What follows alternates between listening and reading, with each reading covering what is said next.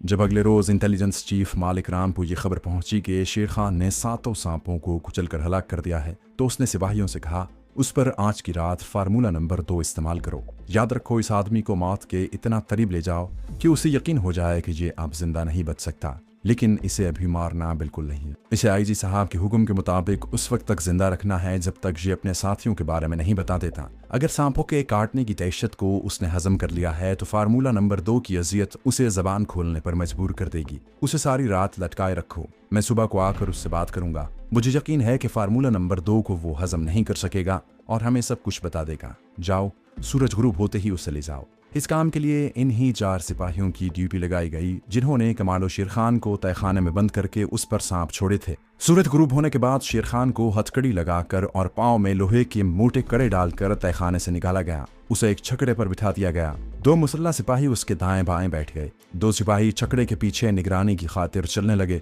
छकड़े के आगे एक बैल जुता हुआ था। गाड़ीबान बैल को चला रहा था। ये गाड़ीबान भी सतीलगढ़ डॉर्चर सेंटर का मुलाजिम ही था। छकड़ा जंगल में दरख्तों के नीचे एक तरफ को आहिस्ता आहिस्ता चला जा रहा था। शेर खान को कुछ मालूम नहीं था कि ये लोग कहाँ ले जा रहे हैं और वहां ले जाकर उसके साथ किस किस्म का तशद्दुद करने वाले हैं। जंगल में एक जगह बांस के दरख्तों के पास छकड़ा रुक गया। शेर खान को चलाकर एक बड़े मिट्टी के तोदे के पास ले जाया गया। इस तोदे के पहलू में बांसों का एक बहुत बड़ा झुंड था। वहां पहले से एक आदमी खड़ा उनका इंतजार कर रहा था। यह आदमी जंगली लगता था। उसने बांस के दरख्तों के दरमियान एक जगह को 5 मुरब्बा फुट के करीब साफ किया हुआ था। शेर खान को वहां लाकर बिठा दिया गया। 2 मुसल्ला सिपाही राइफलें ताने उसके पास खड़े हो गए। जंगली आदमी को मुखातिब करते हुए एक हवालदार संतरी ने पूछा, क्यों, जगह तलाश कर ली है तुमने? जंगली आदमी ने कहा, हाँ महाराज, यहाँ से बांस की शाख जमीन के अंदर से फूटी हुई है, आप खुद आकर देख लें। हवालदार संतरी 2 कदम चलकर उस जगह बैठ गया जहाँ जंगली आदमी ने इशारा किया था। उसने झुककर देखा कि जमीन के नीचे से बांस की एक नोकीली कोंपल थोड़ी सी बाहर निकली हुई थी। उसने बांस की कोंपल को उंगली से छुआ। उसकी नोक सुई की नोक की तरह तीखी और सख्त थी। उसने उठकर जंगली आदमी से कहा, चारों तरफ मेखें ठोक दो। जंगली आदमी ने छकड़े पर रखी हुई लकड़ी की मोटी मेखें और हथौड़ा और रस्सियां उठाई और उस जगह आ गया जहां बांस की कोंपल फूटी हुई थी। उसने अंदाजे से चारों तरफ एक एक मेख गाड़ दी, इस तरह कि वो आधी जमीन के अंदर और आधी जमीन से बाहर थे। संतरी हवालदार ने सिपाहियों से कहा, उस डाकू को यहाँ लाकर लिटा दो। शेर खान की समझ में अभी तक नहीं आ रहा था कि उसके साथ क्या होने वाला है। उसके दोनों हाथों को पीछे की तरफ हथकड़ी की तरह बांधा हुआ था। दोनों पांवों में लोहे के मोटे कड़े थे। राइफलों की नोक पर उसे जमीन पर इस तरह लिटा दिया गया कि जमीन से फूटी हुई बांस की सख्त कोंपल की सुई उसकी कमर के बिल्कुल दरमियान में आ गई थी। सबसे पहले उसके दोनों पांव रस्सियों से 2 मेखों से कसकर बांध दिए गए। उसके बाद उसकी हथकड़ी खोलकर उसके दोनों हाथ भी रस्सियों से ऊपर वाली 2 मेखों के साथ बांध दिए गए। कमांडो शेर खान बांस के दरख्तों के नीचे इस तरह लेटा हुआ था कि उसके दोनों बाजू और टांगे फैली हुई थीं और उसे अपनी कमर में कमीज के नीचे बांस की सख्त कोंपल की नोक की चुभन महसूस हो रही थी। उसके दोनों हाथ और पांव रस्सियों से मेखों के साथ इस तरह बांध दिए गए थे कि दोनों हाथ पांव को झटकना तो दूर की बात है, वो उन्हें 1 इंच भी आगे पीछे हरकत नहीं कर सकता था। जब शेर खान को जमीन पर पूरी तरह से जकड़ कर लिटा दिया गया तो जंगली आदमी राम राम करके चला गया। 2 संतरी भी छकड़े पर बैठकर वापस चले गए। वहां सिर्फ 2 संतरी रह गए। ये दोनों राइफलें संभाले कुछ देर इधर उधर टहलते रहे। फिर शेर खान के करीब आकर उसे गौर से देखा और उनमें से एक ने कहा, अरे भैया, भोपत डाकू बनने की कोशिश न करो, अब भी वक्त है।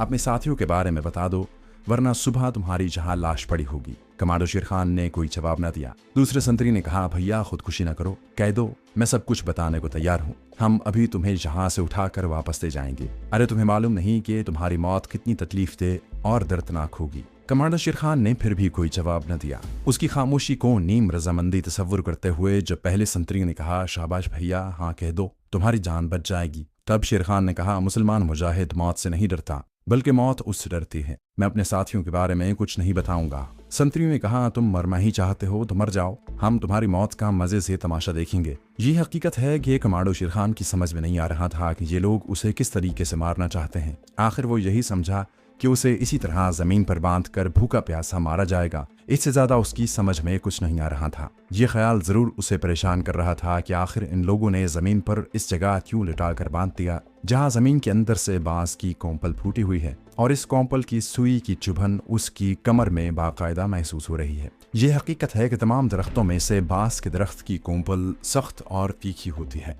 दोस्तों, आगे बढ़ने से पहले आपसे गुजारिश है कि अगर आपने अभी तक इस चैनल को सब्सक्राइब नहीं किया तो इसे सब्सक्राइब कीजिए और वीडियो पसंद आने की सूरत में इसे लाइक, शेयर और कमेंट करके हमें बताइए कि आपको हमारी वीडियो कैसी लगी। तो आइए कहानी की तरफ चलते हैं। दूसरी हकीकत यह है कि बांस की कोंपल ज़मीन में से सर निकालने के बाद बिल्कुल सीधी बढ़ती रहती है और बहुत तेज़ी से बढ़ती है। कदीम ज़माने में राजा और बादशाहों ने कत्ल के किसी मुजरिम या अपने किसी दुश्मन को अजियतनाक तरीके से मौत की सज़ा देनी होती थी तो उस शख्स को बांस के दरख्त के नीचे एक ऐसी जगह औंधा लिटा दिया जाता जहां ज़मीन के अंदर से बांस की ताज़ा कोंपल फूटी हुई होती थी।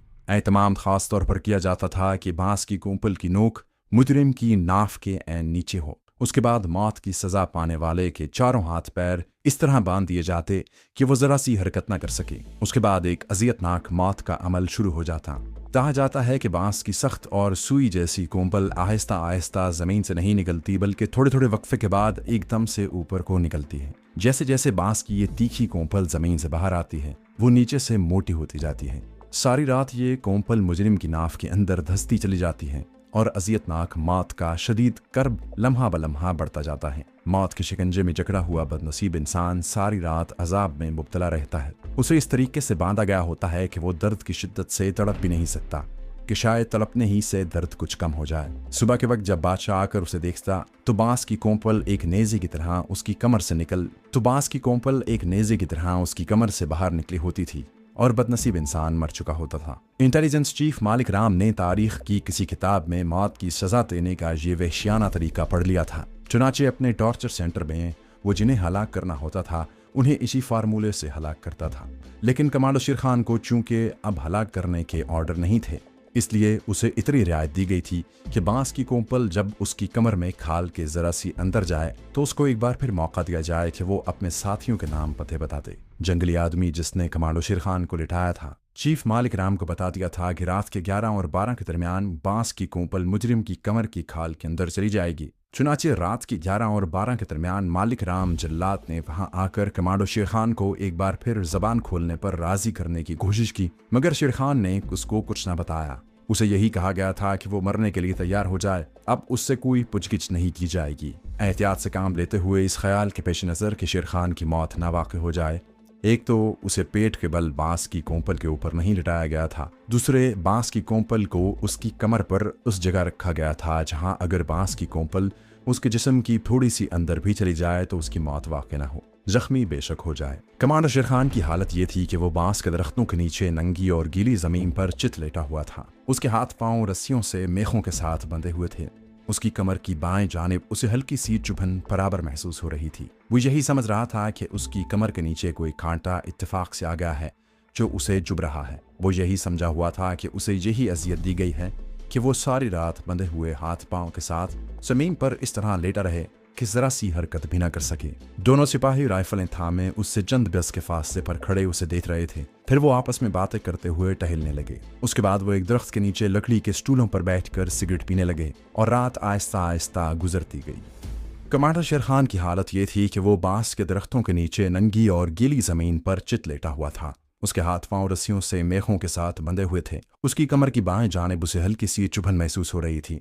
वो यही समझ रहा था कि उसकी कमर के नीचे कोई कांटा इत्तेफाक से आ गया है जो उसे चुभ रहा है। वो यही समझा हुआ था कि उसे यही अजियत दी गई है कि वो सारी रात बंधे हुए हाथ पांव के साथ जमीन पर इस तरह सीधा पड़ा रहे कि जरा सी भी हरकत ना कर सके। दोनों सिपाही राइफलें थामे उससे चंद गज के फासले पर खड़े उसे देख रहे थे। फिर वो आपस में बातें करते हुए टहलने लगे। उसके बाद वो एक दरख्त के नीचे लकड़ी के स्टूलों पर बैठकर सिगरेट पीने लगे। शाम का सुरमई धुंध लगा आहिस्ता आहिस्ता रात के अंधेरे में घुल मिल रहा था। एक सिपाही उठा और उसने शेर खान के सरहाने की जानिब एक पत्थर रखकर उस पर बड़ी मोमबत्ती रोशन कर दी। शेर खान का जकड़ा हुआ जिस्म जैसे अकड़ गया था। वो सिर्फ अपनी गर्दन ही हिला सकता था। अचानक उसे ऐसा महसूस हुआ जैसे उसकी कमर में जहां कांटे की जुबन महसूस हो रही थी वहां किसी चूंटी ने काटा हो, मगर ये चूंटी नहीं थी बल्कि बांस की कोंपल की सख्त सुई जमीन के अंदर से थोड़ी बाहर निकल आई थी। चुभन ना तो कम हो रही थी ना बढ़ रही थी, एक सतह पर आकर रुक गई थी।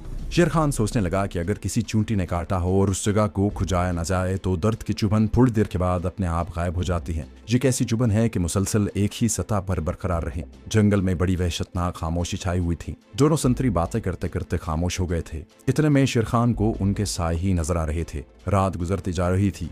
शेर खान की कमर में चुभन की लहर मुसलसल जारी थी और उसमें थोड़ा सा इजाफा हो गया था और वो हैरान हो रहा था कि ये मामला क्या है। कभी उसे ख्याल आता कि एक चूंटी बार बार उसकी कमर पर काट रही है, कभी वो सोचता कि शायद वो कांटा जो उसकी कमर के नीचे आ गया था उसकी कमर में घुस गया है। कोई एक शय वाजे होकर उसके जहन में नहीं आ रही थी। रात शायद घंटा 1.5 घंटा मजीद गुजर गई थी कि अचानक चुभन की तकलीफ एकदम बढ़ गई। शेर खान को लगा कि उस चूंटी ने उसकी कमर पर इस दफा बड़े जोर से काटा है। ऐसी कोई बात नहीं थी, बात यह थी कि जिसे आप भी समझ गए होंगे कि कुदरत के निज़ाम के तहत बांस की कोंपल जोश नमू में जमीन के अंदर से थोड़ी सी और निकलकर शेर खान की खाल में घुस गई थी।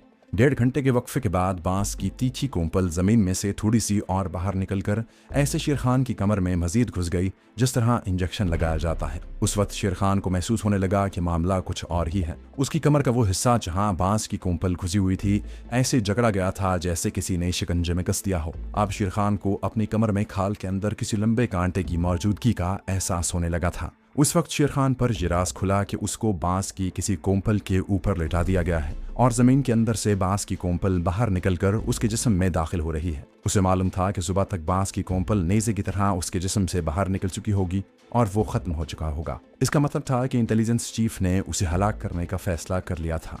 अब जो भी फैसला हुआ था, कमांडर शेर खान इस फैसले के खिलाफ मदाफियत या मजाहमत करने की पोजीशन में नहीं था। उसने 2 एक बार पाँव को झटकने की कोशिश की कि शायद इस तरह इन बीखों को उखाड़ सके जिसके साथ उसके पांव और हाथों को बांधा गया था, मगर उसे इस तरीके से जकड़ा गया था कि वो अपने हाथ पांव को झटक नहीं सकता था। उस वक्त रात आधी गुजर चुकी थी। कमांडर शेर खान ने चित लेटे लेटे देखा कि दूर जंगल के दरख्तों में किसी गाड़ी की बत्तियां रोशन हो गई हैं और ये रोशनी करीब आ रही है। अब उसे गाड़ी के इंजन की आवाज भी आ रही थी। फिर एक जीप वहां आकर खड़ी हो गई।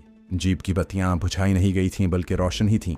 शेर खान ने देखा कि जीप में से 2 मुसल्लह गार्ड के साथ चीफ मालिक राम आहिस्ता से उतरा और उसके करीब आकर खड़ा हो गया। 1-2 लम्हे तक वो कमांडो शेर खान को जमीन पर पड़े देखता रहा। फिर बोला, तुम अभी तक जिंदा हो, कोई बात नहीं, सुबह को तुम्हारी लाश यहाँ पड़ी होगी। शेर खान की कमर में दर्द की टीसें उठ रही थीं, मगर वो शदीद से शदीद दर्द बर्दाश्त करना जानता था। उसने कहा, तुम मुझे मौत से न डराओ, मौत तो एक मुजाहिद के लिए जन्नत की खुशखबरी लेकर आती है। चीफ मालिक राम ने कहा, अब भी वक्त है, अगर तुम अपने साथियों के बारे में बता दो तो तुम्हारी जान बख्शी जा सकती है। नहीं तो जो बांस की शाख नेज़े की तरह तुम्हारी कमर में धंस रही है सुबह तक तुम्हारे सीने से बाहर आ चुकी होगी। कमांडर शेर खान बोला, मुझे 1000 बार मरना कबूल है, मगर मैं अपने साथियों के बारे में कुछ नहीं बताऊंगा। जल्लाद सिफत मालिक राम ने कहा, तो फिर मरो, नर्क में जाओ। वो जीप में बैठकर चला गया और जंगल में फिर वही तारीकी छा गई। सिर्फ एक मोमबत्ती थी जो शेर खान के सरहाने की जानिब कुछ फासले पर जलती जलती आती रह गई थी। दोनों संतरी कुछ देर तो शेर खान के चारों तरफ चल फिर कर पहरा दे रहे थे।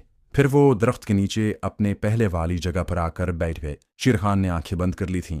उसकी दर्द की शिद्दत में इजाफा हो गया था। वो मौत को गले लगाने के लिए तैयार था। वो जानता था कि दर्द जब एक हद से गुजर जाएगा तो उसकी रूह कफस अंसुरी से परवाज कर जाएगी।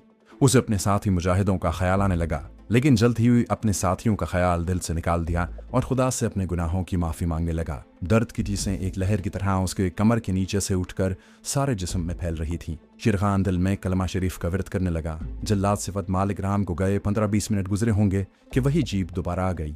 उसकी हेडलाइट्स की रोशनियां शेर खान पर पड़ रही थी। जीप में से 3 सिपाही उतरे। उन्होंने वहां पर पहले से पहरा देते हुए सिपाहियों को इशारा किया और दोनों सिपाही भी उनके साथ शामिल हो गए। उन्होंने हथौड़ों की मदद से वो मीखें जमीन में से उखाड़ दी जिनके साथ शेर खान के हाथ पैर बंधे हुए थे। फिर उन्होंने शेर खान को उठाकर बिठा दिया। जमीन से ऊपर उठते वक्त शेर खान को महसूस हुआ जैसे उसकी कमर में धंसी हुई कोई सलाख बाहर निकल आई हो। उसे चैन सा आ गया। सिपाहियों ने उसके दोनों हाथ पीछे बांधे, पांव की रस्सियां खोल दी और उसे जलाते हुए जीप में लाकर बिठा दिया। 2 सिपाही राइफलें तान कर जीप के पीछे खड़े हुए। 2 मुसल्ला सिपाही कमांडो शेर खान के दाएं बाएं बैठ गए और जीप वापस रवाना हो गई। शेर खान समझ गया कि ऊपर से ऑर्डर आ गए होंगे कि उसे जान से न मारा जाए। बहरहाल जान बच जाने पर कमांडो शेर खान ने अल्लाह का शुक्र अदा किया कि वो एक बार फिर जहाद में हिस्सा ले सकेगा। रातों रात शेर खान को सतीलगढ़ टॉर्चर सेंटर की एक डिस्पेंसरी में पहुंचा दिया गया। वहां एक सफेद कोट वाले डॉक्टर या कंपाउंडर ने उसे स्ट्रेचर पर पेट के बल लिटा दिया और कमर पर जहां बांस की सुई उसके जिस्म में दाखिल हुई थी खून साफ किया और दवाई लगाकर पट्टी बांध दी। 1 हफ्ते तक कमांडो शेर खान का इलाज होता रहा। इस दौरान चीफ मालिक राम उसके पास आकर उसकी झूठी दिलजुई भी करता रहा और बड़ी अय्यारी से उसको कायल करने की कोशिश भी करता रहा। जब शेर खान का जख्म भर गया और वो चलने फिरने के काबिल हो गया तो उसे एक बार फिर जमीन दोज कोठरी पुराने वाले तहखाने में बंद कर दिया गया। वहां मालिक राम ने आकर उससे कहा, आईजी साहब ने तुम्हें इस शर्त पर जिंदगी की मोहलत दी है कि तुम हमें अपने साथियों के नाम बता दो और ये बता दो कि वो कौन लोग थे। ये यकीन रखो कि हम उनका सुराग लगा लेंगे, वो लोग पुलिस से बचकर नहीं जाएंगे। लेकिन अगर तुम बता दोगे तो तुम्हारी एक तो जान बख्शी हो जाएगी और दूसरे हमें ज्यादा बदबद झकझक नहीं करनी पड़ेगी।